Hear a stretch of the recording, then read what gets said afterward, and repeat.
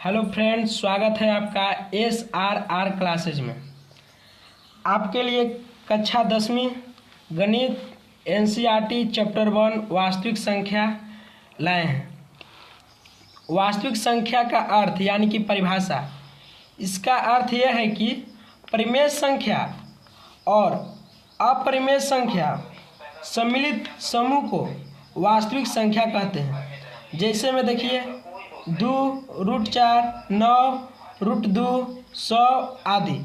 इसका मतलब ये निकला कि परिमेय संख्या और अपरिमेय संख्या दोनों इसमें है।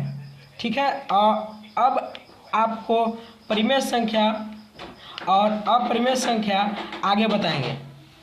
तो अब आगे आते हैं।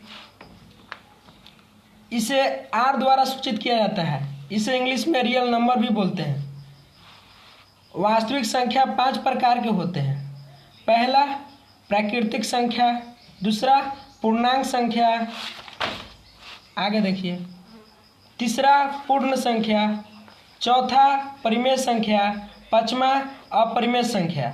अब सब इसके बारे में अब आपको आगे बताएंगे। तो ठीक है, अब इसके अलावा और कोई संख्या है उसको भी देख लीजिए, जो है सम संख्या एवं विषम संख्या, अभाज्य अथवा ऋण और यौगिक संख्या या भाज्य संख्या। इसके अलावा भिन्न संख्या भी है। अब सब इसका डिफिनेशन बारीकी से जानते हैं। प्राकृतिक संख्या, जिन संख्याओं से गिनती का काम किया जाता है उन संख्याओं को प्राकृतिक संख्या कहा जाता है। जैसे में 1, 2, 3, 4 अनंत तक, मतलब समझिए 1 से शुरू होकर अनंत तक जाने वाली संख्या को प्राकृतिक संख्या कहते हैं। अब आगे देखिए, प्राकृतिक संख्या अनगिनत है, बात सही है, अभी बोले अनंत तक जाने वाली संख्या। इसलिए सबसे बड़ी प्राकृतिक संख्या की कल्पना नहीं की जा सकती है। अगर कोई पूछ देगा कि बताइए कि सबसे बड़ी प्राकृतिक संख्या कौन है, तो बता देंगे इनडिफिनिट, यानी कल्पना नहीं किया जा सकता है। अब आगे आते हैं पूर्णांक संख्या।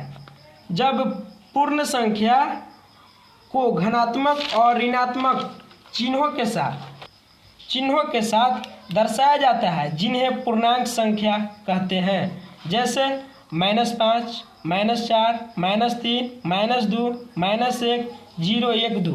अभी हमने बताया कि पूर्णांक संख्या वह संख्या है जिस संख्या को धनात्मक एवं ऋणात्मक चिन्हों के साथ दर्शाया जाता है। अब चलते हैं आगे, तीसरा पूर्ण संख्या। प्राकृतिक संख्याओं के सदस्य में शून्य को सम्मिलित करने पर पूर्ण संख्या प्राप्त होता है। जैसे 0, 1, 2, 3 अनंत तक, यानी इसका परिभाषा यह है कि 0 से लेकर अनंत तक जाने वाली संख्या को पूर्ण संख्या कहते हैं। अब आते हैं चौथा में परिमेय संख्या।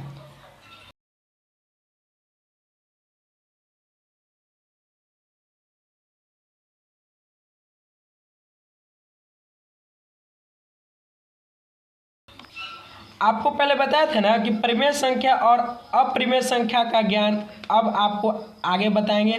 तो ये सबसे ज़रूरी है, इसलिए इसको आपको देखना बहुत ज़रूरी है। ठीक है, जिन संख्याओं को P/Q के रूप में दर्शाया जा सके उसे ही परिमेय संख्या कहते हैं।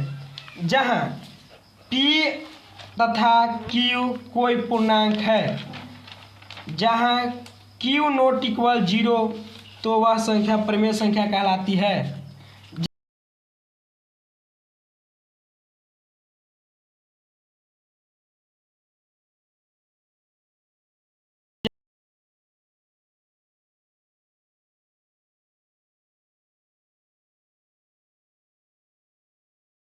जैसे 3/4, 7/9, 2.5, √4, √16, √16/9, 22/7 आदि। मैंने अभी क्या बोला, वह संख्या जो बट्टा के रूप में हो पर हर की संख्या जीरो ना होना चाहिए, उसी को परिमेय संख्या कहते हैं। जैसे कि ये सब में देख लीजिए, जीरो कोई में है, इसमें भी 4 है, इसमें भी 9 है। अगर इसको दशमलव हटाएंगे, यहाँ आ गया 10, इसका भी जीरो नहीं है। इसको भी करेंगे तो यहाँ 1 हो जाएगा, इसको भी करेंगे तो 1 हो जाएगा। यहाँ √9 है, 7 है। यानी कि परिमेय संख्या वह संख्या है जिसके हर में जीरो नहीं आना चाहिए। अब चलते हैं आगे, अपरिमेय संख्या।